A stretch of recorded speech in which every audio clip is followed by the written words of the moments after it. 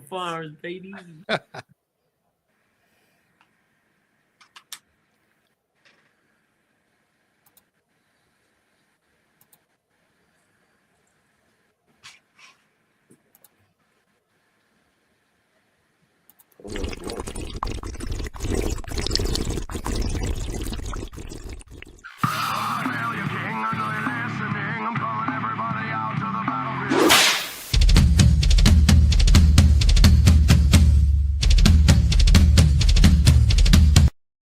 The Dorkening and all affiliated shows are not intended for anyone under the age of 18.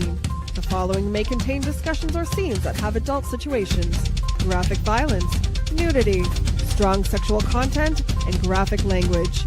This show is intended for mature audiences only. Viewer discretion is advised. Everyone thinks because you're a zombie, you don't know good coffee. Well, they're wrong. We have very active lifestyles. It's not all wandering the countryside aimlessly or scaring passing motorists. And we all love a good cup of joe. And there's only one brew that gets my seal of approval. Deadly Grounds coffee is my guilty pleasure. Bold, robust, delicious. It's coffee that can wake the dead. With over a dozen different roasts and flavors, Deadly Grounds can satisfy the most finicky of coffee addicts. The aroma is so intoxicating. It brings all of my neighbors out of the woodwork. Deadly Grounds coffee. Coffee to die for and zombie approved. It's good to get a little deadly.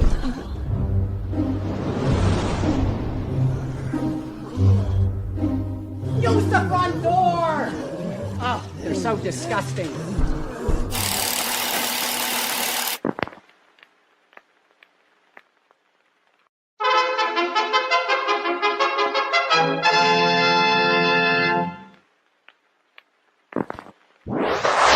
Persons under 18 will not be admitted.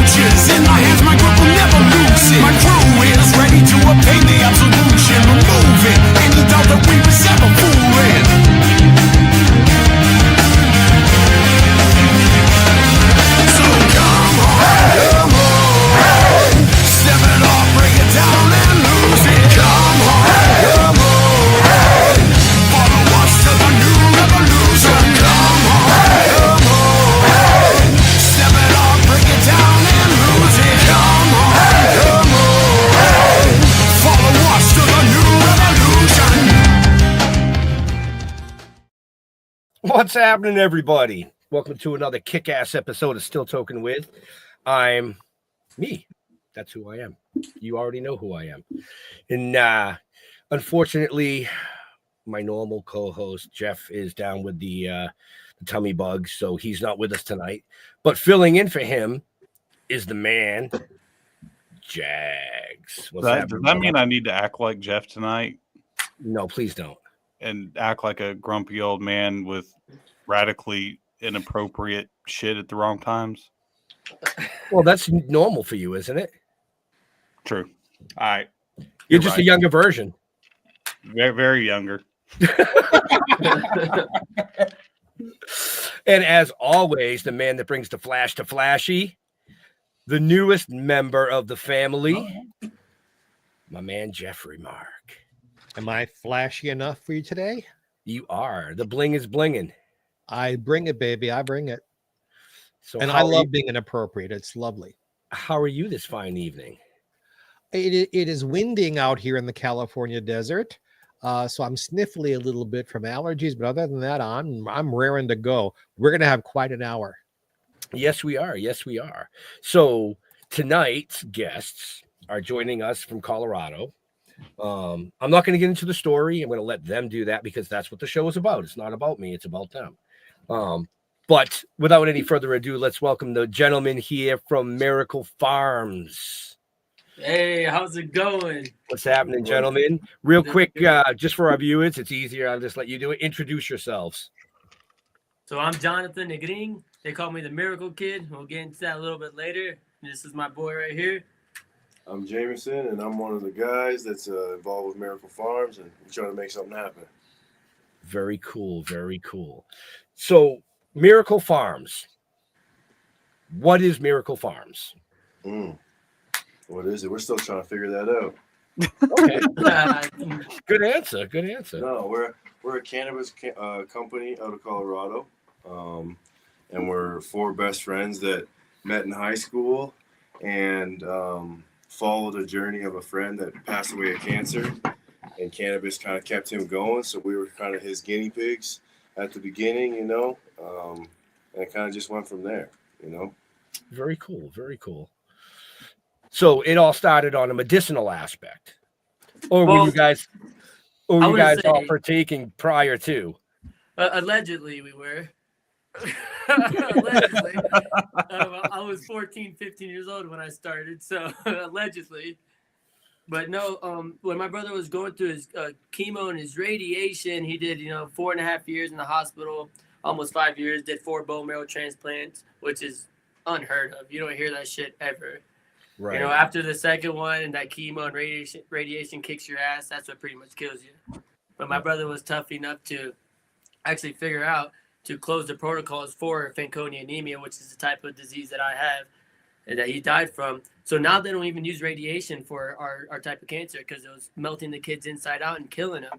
Now they just do a flat chemotherapy, and the percentage of survival has gone up tremendously. Okay. Is it usual that two brothers in the same family would get that? Is Yes, that a common actually, thing? yes, it is because it's a genetic disease. So it's weird. So my mom and my dad, it's like 1 out of 3.8 million people have to meet to have the same DNA structure to create this disease Fanconi, and then 2 out of 4 get it. And my parents so happened, my dad's pullout game wasn't that strong, so he got 4 kids. So 2 out of 4 got it. Well, I'm a twin brother, so he hit a double-double on the third. Yeah. So you got it, but your twin brother did not, or was it your twin? My twin brother's still alive. He's actually in the greenhouse working right now. We have some joint orders that he's putting together that we have to send out tomorrow. But he's not even a carrier. Has 0 sign of it, 0 anything. And then my oldest brother, Sergio, 0 carrier, 0 everything. And then DNA match, I'm a 5, or it was a 4 out of 10 match with my twin brother. And then I was a 10 out of 10 match with my middle brother that passed away, Anthony. And then my twin brother is a 10 out of 10 match with my oldest brother. So they're freaking twins. And me and my brother that passed away are twins. Wow. That's amazing. Because one of the things that really fascinates me about your story is that you were making these big time mature decisions. You were quite young when you came to these conclusions. Would you tell our friends the timeline of your age when all these things happened? So it was 2005, 2006. I was 14, 15 years old, and my brother started getting sick, and then we had to figure out, everyone got the little mouth swab to see who's their bone marrow donor and all that. And I won with flying colors, so I was all pumped. Let's go. I do all the surgery, all the protocols. I get the bone marrow aspirate to my bottom hip of the spine. They pull it out, 30 cc's of it, and then they put it under a microscope, and they literally go, "Oh shit, you're infested with it." And I'm just like, wait, what? So I remember they took my older brother's just over a year older than me. And I remember the doctor coming in, like if he was talking to 2 kindergarten kids. "Hey, Anthony, you need to tell your brother that he needs to do chemo," and talking to me like that. I'm here 14, 15 years old, like, what the fuck? Right. And then Anthony at the top of his lungs screams, "Fuck, no, get out." So the doctor turns around and goes to get my parents.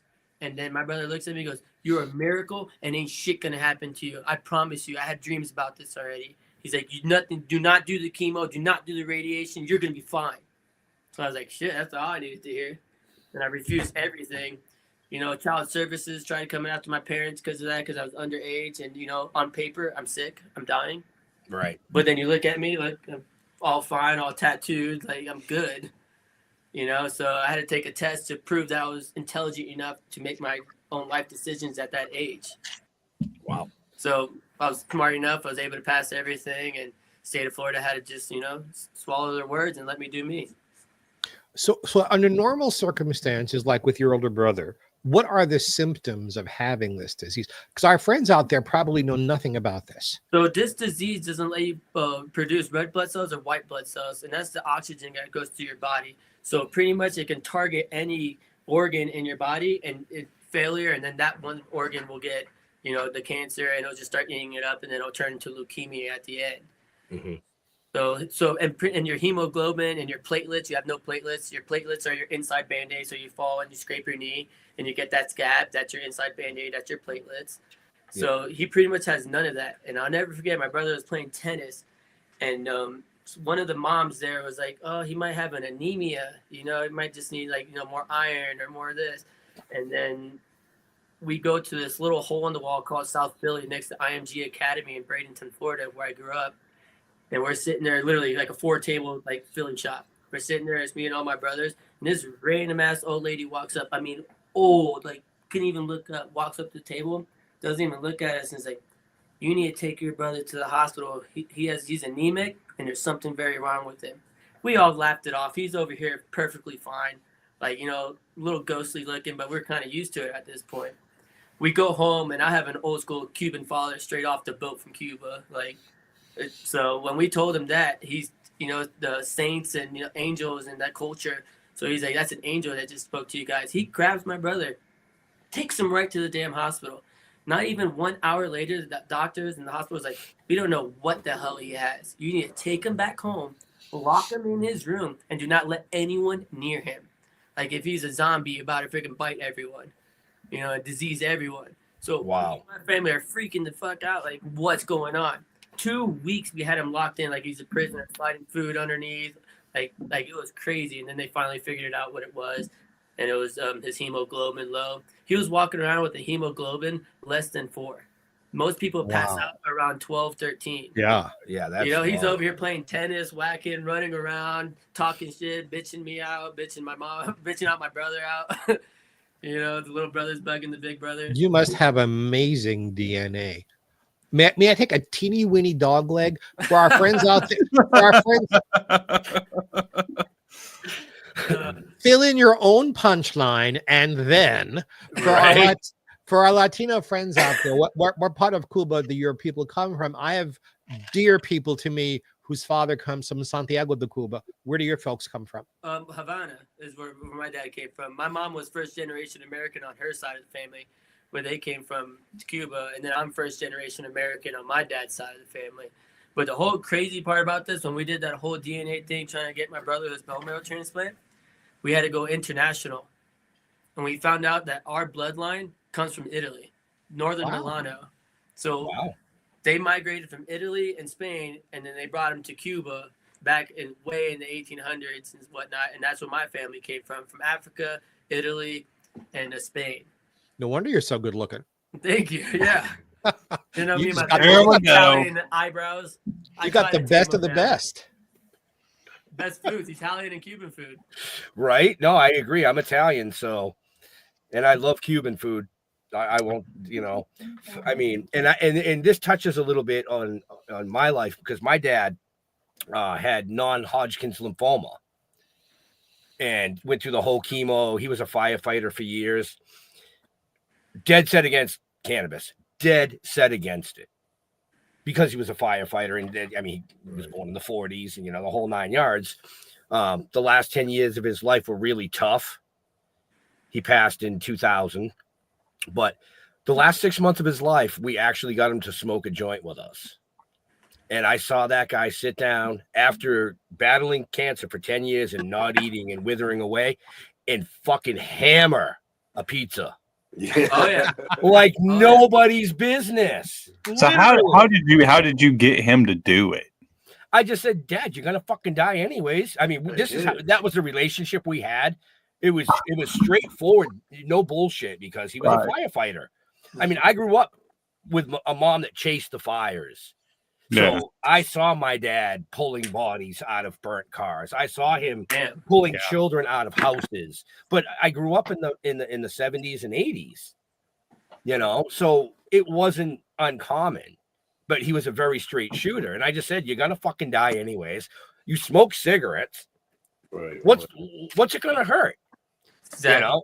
And after he hammered that pizza, he said, I should have listened to you guys years ago. You know, literally. But you know, it wasn't really a medicinal aspect at that point, because we're talking 2000, you know. Yeah. I mean, I don't think it medicinally cleared until what, 2017, 2016? Well, Colorado, it went medical in 2013, 2014. Right. Well, Colorado was ahead of us because you guys had Rick Simpson out there pushing with the Charlotte's Web. They tried, I did that Rick Simpson oil for probably a month, and when I say it made me walk backwards, and my family owned a restaurant, a Cuban restaurant in Lakewood, and I'm taking the Rick Simpson, that thing was fucking me up. I'm sitting there at the register like, people are like, hello, lights are on, but no one's home. Oh yeah. No, it's true. I mean, we had a very close friend, Darren Miller. If you look up the Darren Miller story, same type of thing. He had stage 4 cancer. He had something else. It slipped my mind. But they basically gave him days to live. Days. And his wife threw him in a car, brought him to Colorado, started him on the RSO treatment, and 6 years later, he was touring the country with us telling his story. That's badass. You know, but he did say that. He said, listen, I'll help anybody that's got cancer. I'll help them with the RSO. I'll show them how to make it. I'll even supply it, but don't make any plans for the first 3 months. Yeah, no, you're like, he's like, you will think you're dying. Yeah. Until you build an immunity to it. But enough about all of them. We're here to talk more about you guys and you know, specifically being the Miracle Kid. But Jameson, how do you fit into all of this? Oh, here, just show him this. Show him your arm. I mean, that's my brother. Okay. His tattoo. So I met him in high school in Florida. I played basketball. These guys played basketball. I met him, and we became friends instantly. And then I learned about his cancer and everything like that. And I just really, you know, we stayed really close throughout the years and everything. And it just, you know, it was just very special to me to have a relationship like that, you know, when I met him in high school and things like that. So his dream, he always told me through it all that he wanted to grow cannabis medicinally to help patients because it helped him so much, even with just eating, like you said, smashing your pizza. You know what I mean? Like as long as you could eat, you get some nutrients in you. So we were just so close. And then when he passed, I was still very close to the family. And, you know, these are my best friends now, his 2 brothers. You know, so like, you know, we're one big family pretty much. And I played professionally basketball for like 6-7 seasons. So while I was doing that, they owned a restaurant in Colorado. So, you know what I mean? We were both trying to get to that dream of growing for Anthony. It just took some time. And, you know, we're here now and we're doing it. And we're just, you know, trying to tell everybody to never give up in whatever situation you got going on. Right. And just for our folks watching or the ones that might be listening to us later on, if you want to know more about Miracle Farms, their locations, even their menu, make sure you check the show notes up above or down below because all their information is there. Now, I got a question for you. For somebody who wanted to go the route that you guys do and you want to start something like that medicinally or for whatever reason, how crazy is the red tape to even begin to do something like that? I mean, it's a lot, but honestly, if you just do it and be diligent, you know what I mean? They have people in place and stuff to help you with it. It's really not a big issue.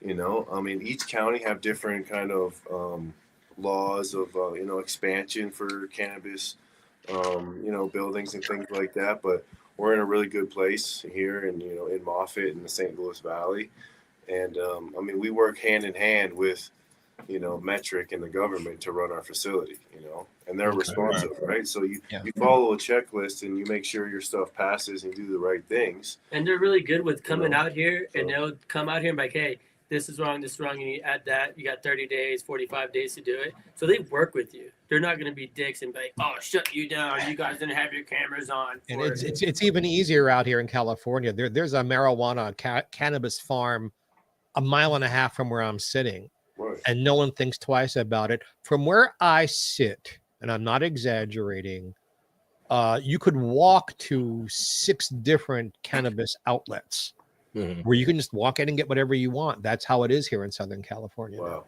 Here it's illegal all the way across the board, other than CBD. That's it. And let our viewers know where you are. I'm in South Carolina, so done. I live about, with you being from Florida, you may know the area. I live in Beaufort County, which is known for Hilton Head Island, South Carolina. Yeah, absolutely beautiful. And I live right next to Paris Island, where they train the Marine Corps. That's badass. Paris Island's like 30 seconds from my apartment complex. Oh, so you ain't got nothing to worry about over there. Yeah, not really. or you have a lot to worry about. Either way, however that works. I do. But so Jonathan, I have a curiosity. So with never, ever, ever, ever taking treatment that traditional medicine says to take, have you ever had symptoms at all? Or is it just completely gone past you?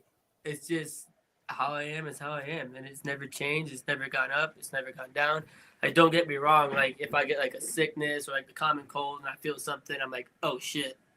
Like, this is it. Like, no, my time. But I get cured every time. Actually, since I moved out to Colorado, I live at 8,600 something feet above sea level. And every 1,000 feet above sea level makes your body reproduce more blood cells, red blood cells, white blood cells. So actually, me being out here, my hemoglobin's at a normal person level. When I go back home and sea level, you can see my hemoglobin lower than average, but that's like indications of my cancer. Out here, I'm a normal person.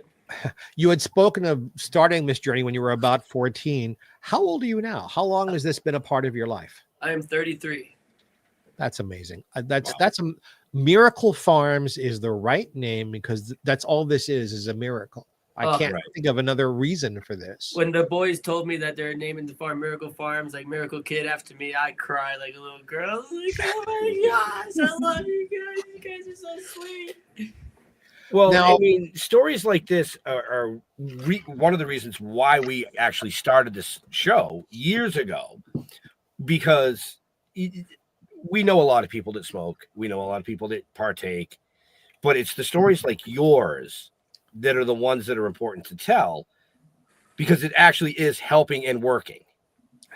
Yeah. On a medicinal aspect. I'm sorry. Go ahead, Jeffrey. I want to follow up on what you're saying, Ben. Where along your journey did you figure out that the cannabis was making the difference for you?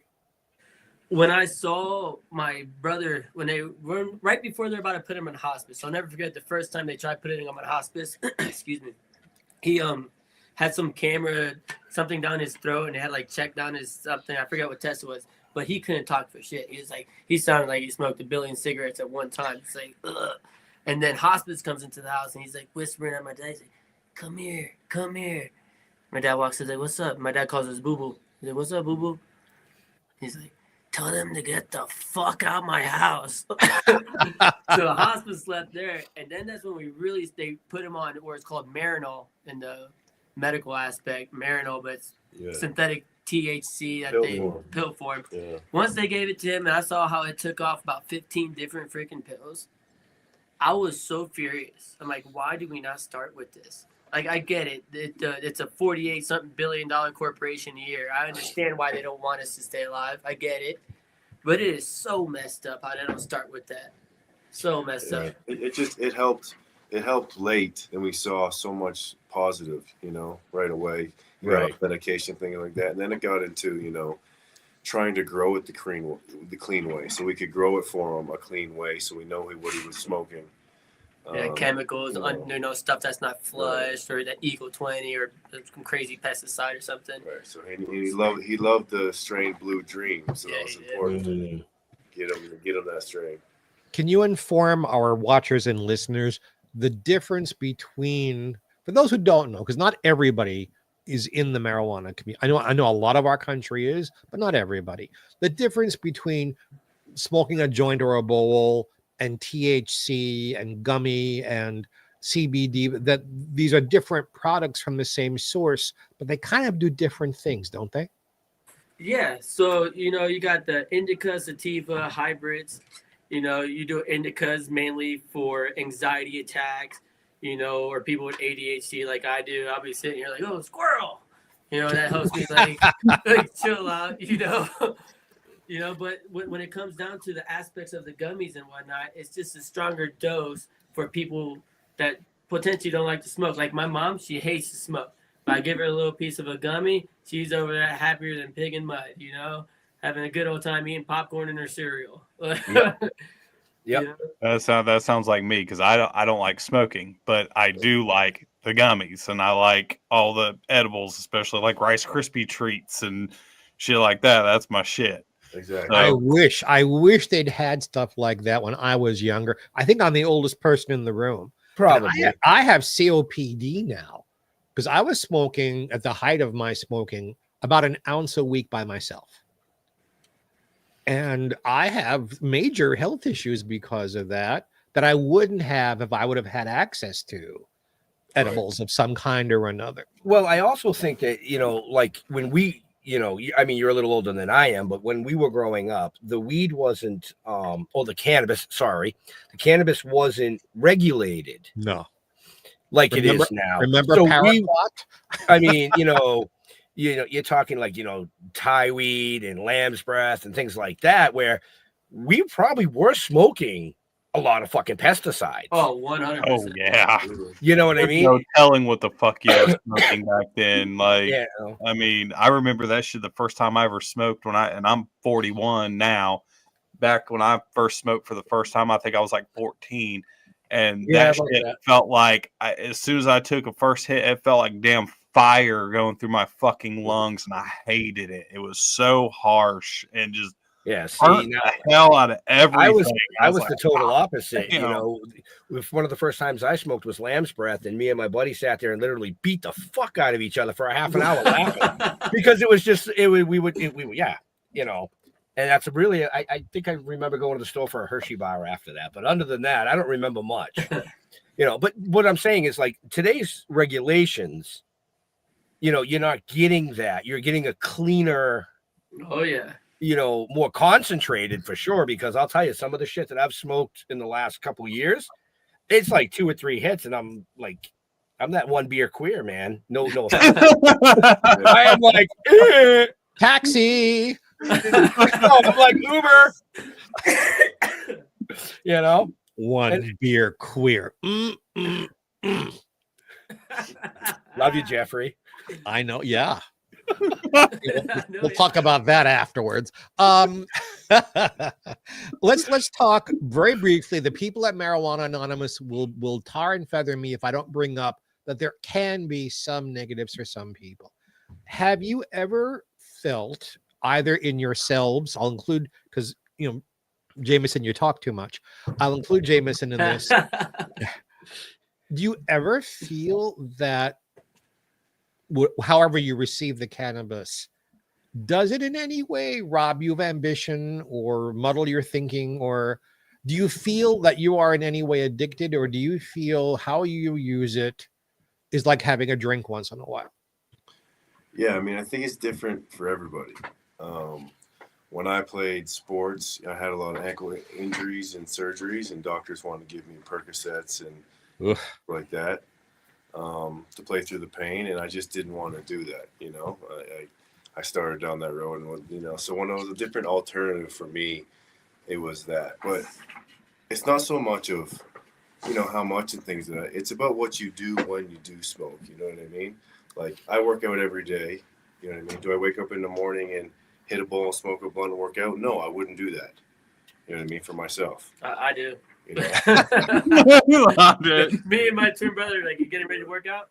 I had a joint rolled by my bedside so that I could reach for either my lighter and get stoned before I opened my eyes. I mean, that's a special time. Right. Well, and but I'm- also I have in my DNA that I'm an addict. So Right. whether it would have been marijuana or liquor, well, Right. someone else went alcoholic, but that's, you know, and I fight my weight. In fact, marijuana, the good thing from marijuana for me was I became anorexic. When I was like 19, I weighed 119 pounds. I had a I've never heard 26. of that. I had a anybody- 26-inch waist. Never heard of anybody being anorexic from weed. Cocaine. No. You're missing the point. This is What? before weed. Right. Oh. help them. See, my experience with cannabis is a little different than most folks in that True I that. got stoned as a teenager. I got a little buzz, but yeah, so what? And then one day somebody got me baked. And I had a hot fudge sundae that afternoon, and that was the end of Jeffrey Mark being anorexic.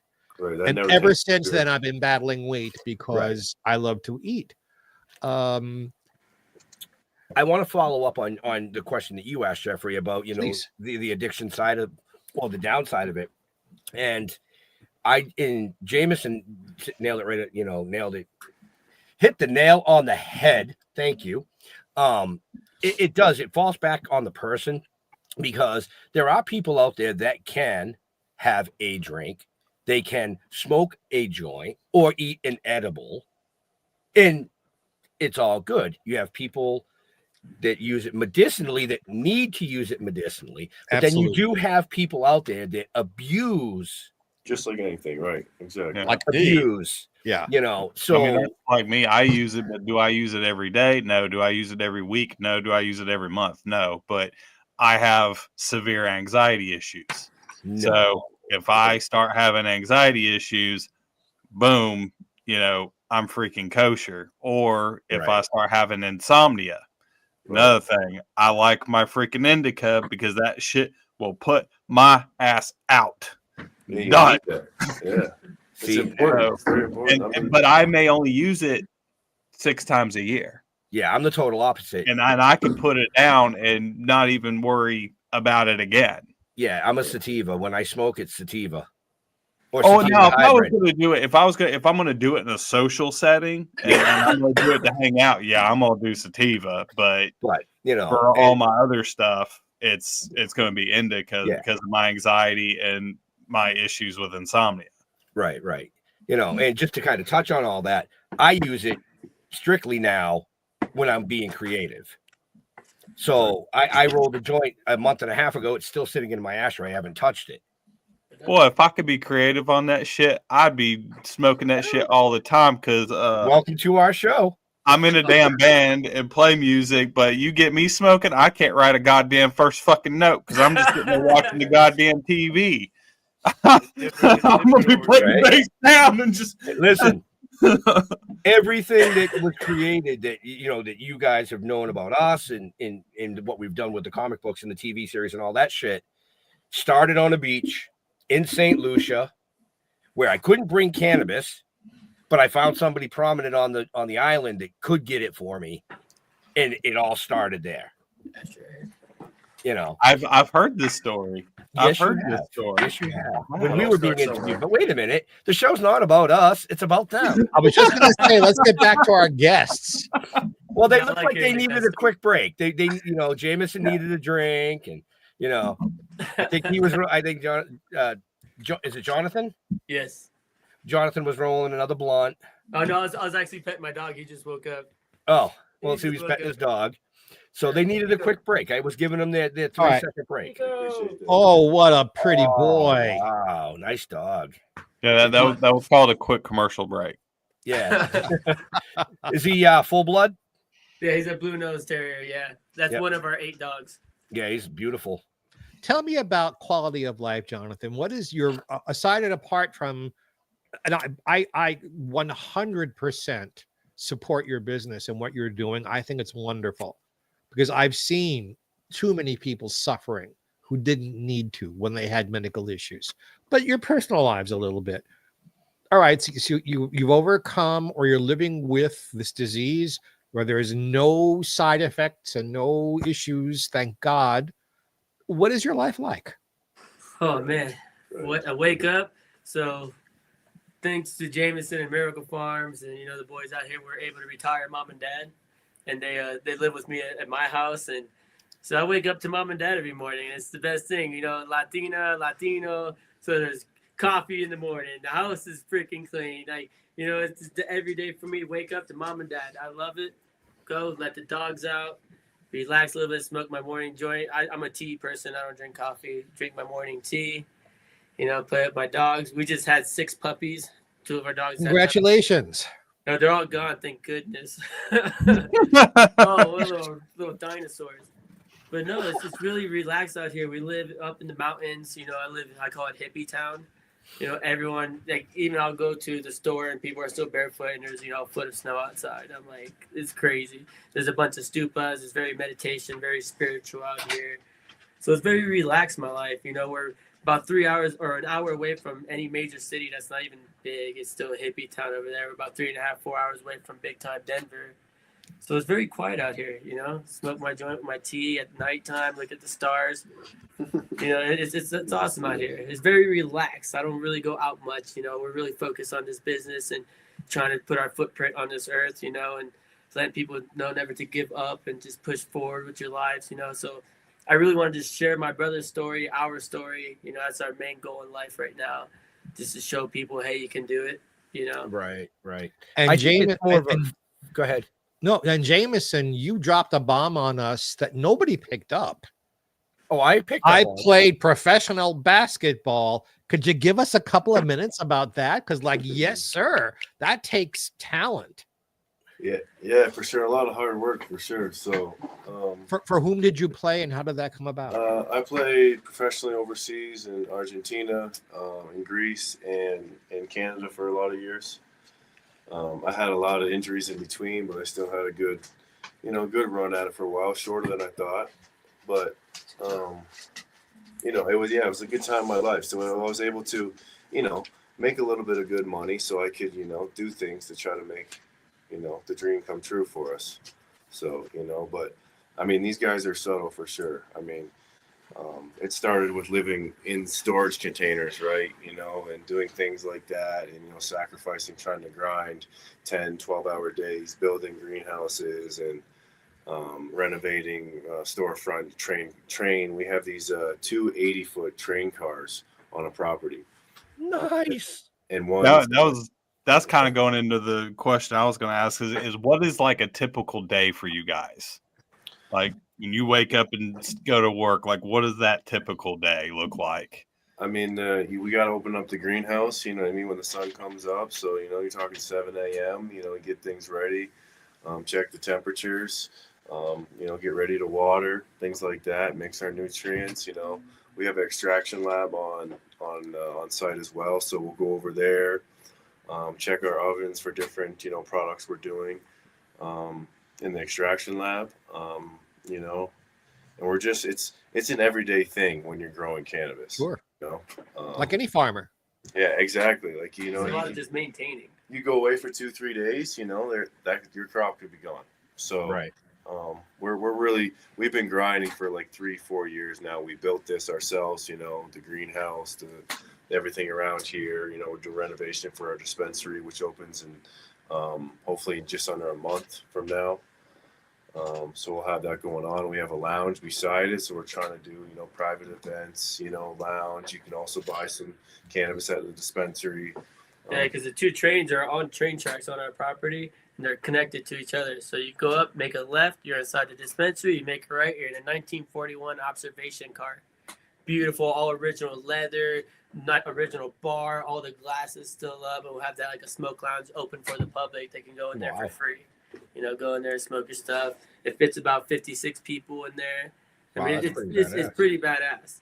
Right. So yeah, but we're out here, in, close to the sand dunes, where there are a lot of tourists go through and stuff like that. So you have to come out here kind of wanting to be in this kind of environment with the hot springs and things like that. So we're trying to bring people out here, tell them the story. We want to give tours of our facility, you know, do some teaching and education behind the cannabis and, you know, different strains that help with different things, you know, not just for the stoners, right? You know. Well, how did you learn? You've dropped all through our wonderful. I'm enjoying the hell out of this, guys. I'm just letting you know. But a lot of scientific information. How did you guys learn all of that? So I mean, just wanting to know how. Man, everything's free on the internet, and I won't even say this, but my twin brother, I won't admit it to his face, but he's low key a genius. Right. He's got that photographic memory. He reads it once, it's in there forever. You know, I can relate. He brings in logic and reason into everything that he does. You know, he gets the good part of it and then the shitty part of it, and he figures out the best way. We call him the problem solver. He's taking us to another level. That guy, when inside the extraction lab, he'll separate molecules, atoms, bring out the terpenes, and then pull out liquid or pure diamonds that are 99.9% THC, and then he'll liquefy them and then add the terpenes back, which is actually one of our pre-rolled infused joints as our number one seller in the market. We're about 16 dispensaries right now that love our pre-rolled joints. Wow. Liquid diamonds. Amazing. That was going to be one of my questions was you're opening your own dispensary. So I'm assuming you guys have a product line. What are some of your best products? What your most sellable products that you have? We're in the pre-roll game right now. We had some like live disposable pens for people because this is like ski country out here a little bit, right in the mountains. Yeah.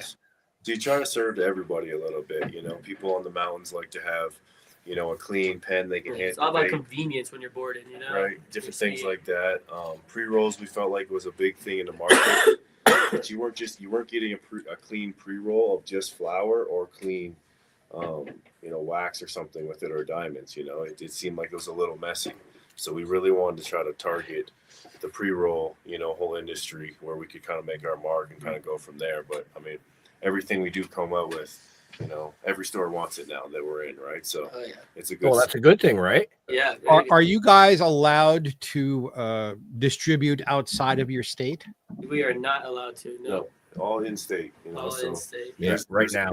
There's over 700 dispensaries in Colorado, so it's a big market, but you have to get out there, and I mean, getting through the corporate ones are a little bit trickier, as you can imagine. Obviously, you know, so you got to find a lot of the ones on the outskirts of the city that really like your product. You know, try to build your brand that way. I mean, we're a team of 5, this family, and we do the amount of work of, you know, probably a team of 500. Like right. We're all in it for the same reason, so that's why it's working, right? We're just we call it. You got to know your why. If you don't know your why, then why the fuck are you doing it? Right. Right, and it seems not to be vulgar about it. Sorry, no, it's an 18 plus. Why the fuck are you doing it? You know? It's an 18 plus show with a 21 plus. Perfect. If you know how often we talk about masturbation on this show, you'd know. You could say anything. Here we go. You open the door. You know, it's just a word, masturbation. Come on. Do you guys feel as though you are making the footprint that you wanted to make? I mean, we're not even close, to be honest. Okay. We're not even close. We barely got our heel down. You know what I mean? It's it took us a year and a half to start to get through understanding the red tape and the testing process and to actually come out with a product that we wanted to. You know, there was a lot of testing before we were actually like, you know what, let's give this to we like the numbers, we like the flavor, we like the effects of it. Let's give it to the public now. Yeah, we're one of the few. I think we might be the only actually pre-rolled joint that does. If the flower is Divine Kush Breath, we'll make liquid diamonds Divine Kush Breath. So you're getting exactly what you want. You know, most of these shit, they'll put everything together. It's like, oh yeah, I got Divine Kush Breath flower, but then it's got this wax in there that had 8 different strains in it, and you're sitting here all like loopy. You know, right, so you know exactly what to get. If it's an indica, it's a fucking indica. If it's a sativa, it's a freaking sativa. It's the same with hybrid. We're specific about. And we did that because my mom will hit like a waxing with it and just get loopy, wanted to vomit, you know, get dizzy. Like, was that a fucking sativa in there? It's like, oh, maybe the wax had some. So that's what made us go strain specific because it was making my mom dizzy. Very, very intelligent. Yeah. You know, there needs to be a book written about this. I'm lighting a fire under you guys. No pun intended. That actually, that kind of goes to an old story with me. Whenever I first started getting into edibles, was I tried a brownie one time, and I wasn't a whole lot. It wasn't a lot at all. And this is before I understood like sativa indica and all that. And I ate this brownie, and I have never been sicker in my freaking life. And I got dizzy as shit. Oh yeah. It was like wanting to freaking throw up, and I was dry heaving and shit. And I never understood it because I'd never been like that on, doing anything of cannabis before ever, especially edibles. And I was like, why the fuck do I feel this way? And I never understood it. Just too much. Like, who's making it and how much dosage is in there? Right. Like it's a whole thing. So when we got into the market, it was like, if we're going to come out with products, but there's also products that are low in THC that people work better for people. It's not about a high THC thing, and it's not about the high mark. That's nice to go after, and you can try to get the awards and things like that. That's more tourist. But think of the sentence. Think of the phrase you just said, that are better for people. That you guys actually care. Not so much about profit, but providing the best kind of product for what the person actually needs. I think that's brilliant. I really do. No, we're going to start a nonprofit here soon once the dispo's open, so we can get. That was my next question. Straight to the nonprofit. If people want to help, if people want to be a part of you in some financial fashion, you're putting something into place where they can do that. For sure, because one of our big goals that we really want to do is really go to the all children's hospitals across the United States. And the one thing that really fucked with my brother's brain, because think about it, you're a teenager going through puberty, all you're thinking about is girls or whatever you like, and you have over here, and you're stuck in this room, and all of a sudden this guy comes in with a fucking guitar, like, you want to sing a song? It's like, fuck no, I don't want to sing a song. I'm going through chemo. I'm freaking, my head hurts. So we want to go to all children's, upgrade their therapy room so badass. I mean, virtual reality. We're talking the whole 9 yards with the paint everywhere. Make it so like if they're not there, so they actually looks forward to something. These kids are sitting there 6-10 months, did not get out of their beds. They go there and their arms and legs are pencils. And through high school, my older brother, he loved watching us play basketball, and we were kind of a big deal back in our hometown. So somehow, I don't know how he did it, but he got this television company come televise our games so he can watch them in the hospital because, streaming back then wasn't a thing. Right. This was 2008, 2007. So he's watching us play. And next thing you know, everyone in the hospital is like, oh, who's that? So now they start rooting for me and my twin brother. And then we fly out. And I had way longer hair back then. It was like the High School Musical era, So like basketball. And so we go there, and I'll never forget, these kids were so pumped to meet another kid that's 13, 14 years old, the same cancer, with long hair, playing basketball on ESPN. It was like almost like a celebrity. And these parents are coming up to me, bawling their eyes out, going, my son hasn't came out of their bed in 6-7 months. Because you walk past that window and like, look, there's that miracle kid. These kids are jumping out of freaking bed trying to see me. So now I made it a thing. Every time I went in there, I would go meet every kid, talk to them. And I still talk to one. His name's Jeremy, and he's a survivor.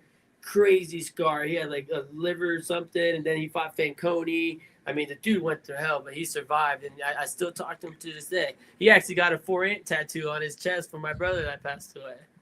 You're spreading hope, which is the best thing you could possibly be doing. Yep, right. And that's what we got tattooed on all our best friends' wrists. I will hope, Isaiah 40:31. And I have a thing right here on my wall. Hope. Yep. Hope. There is a book here, and I'd like to be a part of it. So get Ben to give you my contact information. Yes, because sir. I am a best-selling author after all. Let's do it. Because I believe in this. It's special, and you got to experience it for yourself too. Come out to Colorado. Yeah, we'd love to host you out here. That'd be awesome. Yeah, I mean, the movement. It's just. I think I put that in the email. When you open the dispensary, just get a sponsor to fly us out there. We'll come out and do a signing. Yeah, I'll sing. That would be badass because we also want to have concerts, reggae festivals. We want to put a stage on top of the train, and then everyone around it. Reggae concerts, rock concerts, country. I will do a jazz concert for you. So I got you on the rock and metal. All you gotta do is contact me, and I got you. my uncle Arturo Gomez, he's the lead person for KUVO jazz station in Colorado. Wow. So Excellent. boom. Excellent. We do jazz festivals every year with them at 5 Points. It's a beautiful art festival they do. I will do a salute to Ella Fitzgerald for you. That would be amazing. Wow. You know, Be my no building pleasure. codes out here. Yeah. Just pay my way. That's all I ask. We'll get it. That's We'll what I figure it said. out. Yeah. And then we can do a podcast inside the train. We can do a live feed. We do it on the road all the time. That'll be sweet. You know? Well, I think it was Providence that put all of us here together today. Yeah, Right. I believe everything happens for a reason, 100%. Because I believe in you guys. You know, I was a little hesitant when I got the information about you. I was like, all right, no. You are the real thing. And I'm so proud of you because I am a day or two older than you are. So proud of what you're accomplishing. I'm very specific when I book shows. Yes, sir. Very specific, especially when it comes to cannabis. Because in the early years of our show, we had people reach out. They had these stories, you know, and they were heartfelt stories. Don't get me wrong. But it was just like, this dude is nothing but like a legit stoner. just wanted to come on the show, Right. get high, and talk about nothing that had to do with anything Right. with an actual message behind it. Yeah. You know, and Jeffrey, you nailed it earlier when you said, you know, you guys are about the product for the people over the profit, which is huge. You know, unfortunately, Massachusetts started out that way. It's not so much that way right now. But that's why I went entertainment side of cannabis instead of trying to grow. Yeah, for sure. But Miracle Farms obviously has a vision. Right. And I am bowled over by you guys. Seriously. Thank you. Yeah, Really our appreciate visions that. extend over the horizons, that's for sure. And it's not about us, it's about the people we love and care about. Why not? Actually, look, my dad just walked in. You guys say hello to my dad. They can't see you. Come over here. If it wasn't for him, we wouldn't be doing this. I'm gonna put him in the seat. Oh, yeah. Buenos noches.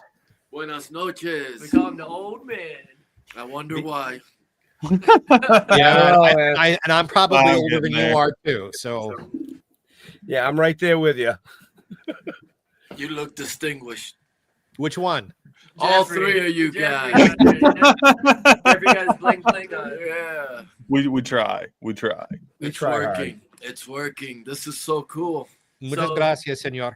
So my dad does all the phone calls for Miracle Farms. He's the one that gets us into all these damn dispensaries. He's the one that rides over there. He does the drop-offs. He's, you know, me and him we call ourselves the Road Warriors. So Nice. it's like the duo. A short day is 14 hours.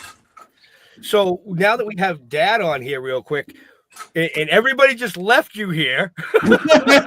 Peace. I had to close the door. The dog got it. A quick question for you. How do you feel about the success of what's happening for your family? You know, it's really surreal, especially coming from my background. I come from a communist country, raised in Miami, Florida. Imagine, you know, pot's a no-no when we're growing up. Oh, my goodness, these guys are potheads. Degenerates of earth. And here we are today. It's legalized. I'm 60 years old. I never thought I'd see the day. I'm ecstatic. I see the light at the end of the tunnel. I see their hard work starting to pay off. But honestly, we haven't scratched the surface. You know, Right. we're aiming a lot higher so that we could have a better impact on society. Well, I like the way he said that. we are grateful to you. We really are. I do too, What because you're accomplishing. there's still a lot that don't see it like that. Like they're Right. not actually grasping the whole picture on this is oh my god, with them freaking balloons. The amount of people that don't understand that it's a freaking plant and what it could actually do for you health wise. And it just blows my mind that people are Right. still in this old ass mindset of, oh, that's a drug. No, that's not a drug. It's a damn plant. It's nature's medicine, It is man. the miracle. It's given to us, and regrettably, we saw firsthand. I don't know if Jonathan shared with you Yes. what his brother, my son, went through, and He did. and the beneficial impact that this had on him. It got to the point where the doctors would look at me and say, "Hey, can you take him home for the weekend and do whatever you do?"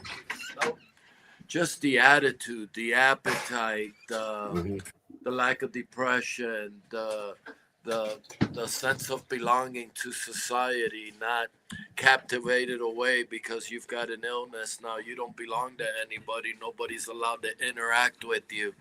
So the benefits are mind-boggling, and the stigmatism of, yes, oh, this is a drug, this is the gateway to hell, right? This is the gateway. No. I'll take this 10 out of 10 times over alcohol any day of the week. Right. See, I'm a big fan because, like, to me, it's like if you look at what like pharmaceuticals do to people and like these painkillers and shit like that have got people strung the hell out. They're crushing this shit and turning into liquid and shooting in their damn veins. And I'm like, really? And stealing whatever they got to steal to be able to go get another one tomorrow. Yep. Yeah. Yeah, it's a vicious cycle. I ain't never heard anyone getting too high and going to rob a 7-Eleven. No, I mean, I got high. They got too high once and murdered a plate of Twinkies, but I don't know if that counts. Well, let me give you a compliment, Senor. Look at your children. Look at what they're accomplishing. Look at the dedication they have to helping others. I wish I'd had a father like you. Because obviously you've done a tremendously good job. I was going to say the same thing. I was going to say the same thing. I've become a sobber, so I better get off before I cry. He will. He's going to go outside and cry. I so appreciate you guys taking the time to hear our story.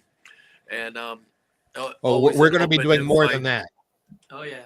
Always an open invite here at Miracle Farms. You guys be blessed, man. Have a great day. You too. You see where I get my good looks from, huh? Yes. Yeah, I was going to say it, but yes. so many people we've been in the malls and back home in Florida, and these like elderly ladies will run up to him like, Tony Danza. I'm like, oh, He does look like Tony a little bit. Now that you say that, yeah. Only he's a lot nicer. Yeah, a lot nicer, yeah. Well, Tony should smoke. You're assuming evidence that's not in the courtroom that you think he doesn't. I plead the fifth. Okay. What can I say? I'm at your disposal. I would like to help. So this conversation above and beyond our show today is going to continue because it's necessary. And miracles don't happen everywhere all the time. We got to spread them around. Right. That's true. No, absolutely. So we are coming up on time. So what I'll do is, Jags, do you have any last questions for these fine gentlemen before we let them go back to work? No, I sure don't. We covered a lot tonight. It was good. Went by quick though. It always does. It always does. That's why we got to, figure out a way to get us out to Colorado, do a live show, do a signing. We'd love for you guys to come for the grand opening for the Dispo. That'd be awesome. We're gonna do something big. We got another couple bands. Serenation is a good friend of ours. They're a reggae band out of Florida. Very cool. So we're all about putting our people on that are, about the right things. Well, yeah. And I mean, you guys are spreading the positive message of this in your way, just like we spread it in ours, which is through entertainment, Right. To break that stigma, as your dad said, to help break that stigma. And, you can see it. You can see it happening. It's not happening as fast as we all want it to, but it is happening. Right. Jeffrey, any last questions or comments for our amazing guests? Well, hopefully you've learned I'm not just another pretty face.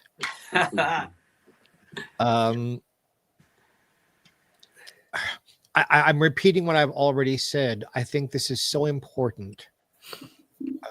And with all of the caveats about my background and what I, Marijuana Anonymous, et cetera, what you're doing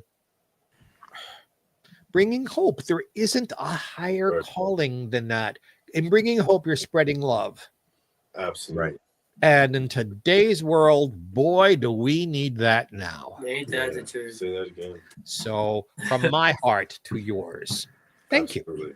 Thank you guys. We appreciate you for having us. Thank you so much. Yeah. No worries, man. You know, we'll have to do a follow-up later in the year where you guys, you know, once or maybe a live show from the dispensary. We'll see. We'll see what Yeah, happens. that'd be awesome. We never know. That's right. We made the connection now, so it doesn't stop here, right? Right. It never stops with the connection. The show is just the beginning. Actually, the connection was through Instagram, I believe. It was you, Jameson.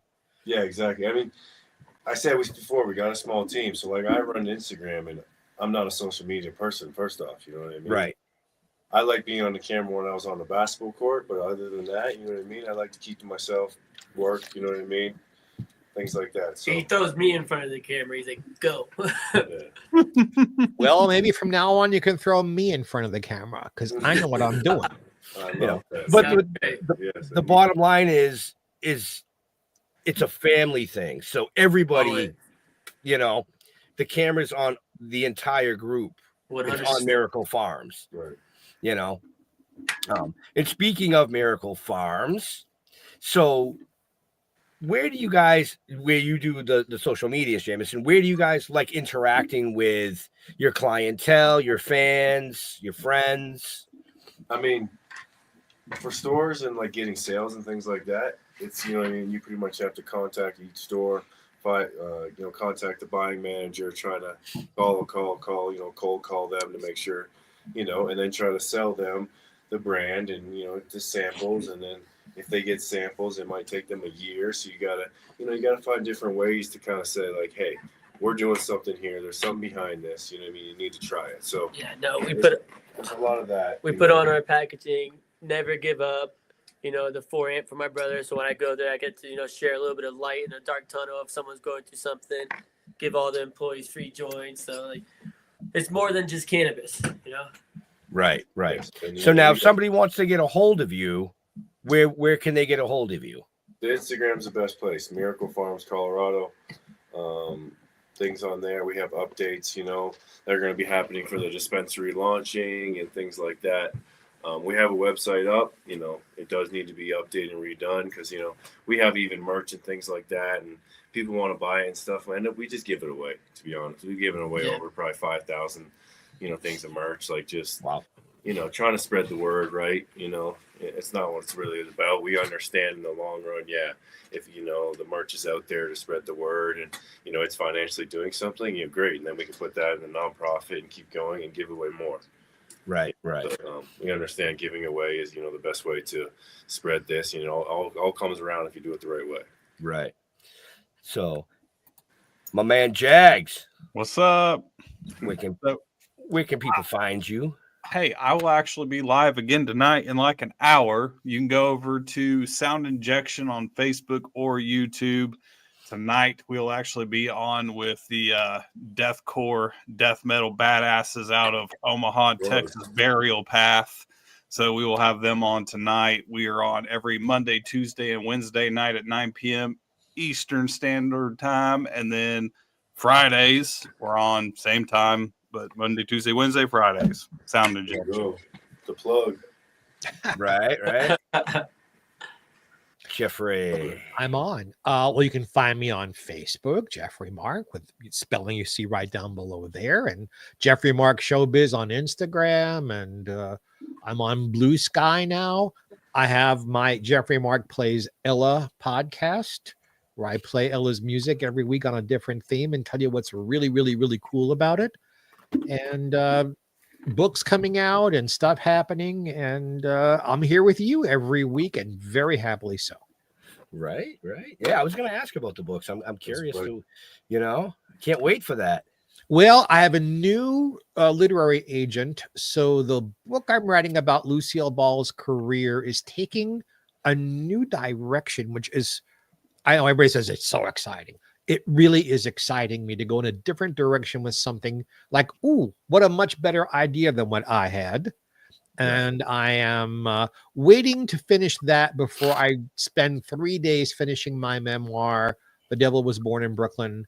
So look for those two things coming from me, and I have a feeling there'll be some more books coming after that. Yeah, I was thinking. Yeah, I like had an that idea too. maybe after those what we could do. Maybe something. Right. So, for us, just go to stilltoking.com, Toking with the Dead on Facebook. Just go to stilltoking.com. Everything you need to know about us is there, from the comics to the novels to the TV series to the animation to these shows, which are all archived. All 6 seasons are archived there, so you can go back and watch any one of your favorites, or you can go to any podcast platform and listen to us there. I want to thank Jags for hanging out with us this evening, as always. Yeah, absolutely. Anytime. I want to thank the man himself, Mr. Jeffrey Mark. A Love pleasure. having you. Love having be had. And of course, want to thank the guests, Jameson and Jonathan from Miracle Farms, the Miracle Kid himself. Right. Make sure you look them up, give them a follow, check out their product. If you're in Colorado, stop by and say fucking hi to them. Don't be lazy. Get a tour. Just don't be lazy. It's that simple. Just get off your ass, go out, say hi, get a product. Who knows? Go outside, touch the grass. Right? Yeah. To all our veterans and first Awesome. responders, we want to thank you for doing what you do so people like us can come up here and do what we do. Stay safe. We'll see you next week. We're out of here. Thank you. See you Thank guys. you. Maybe if I can hit the right button.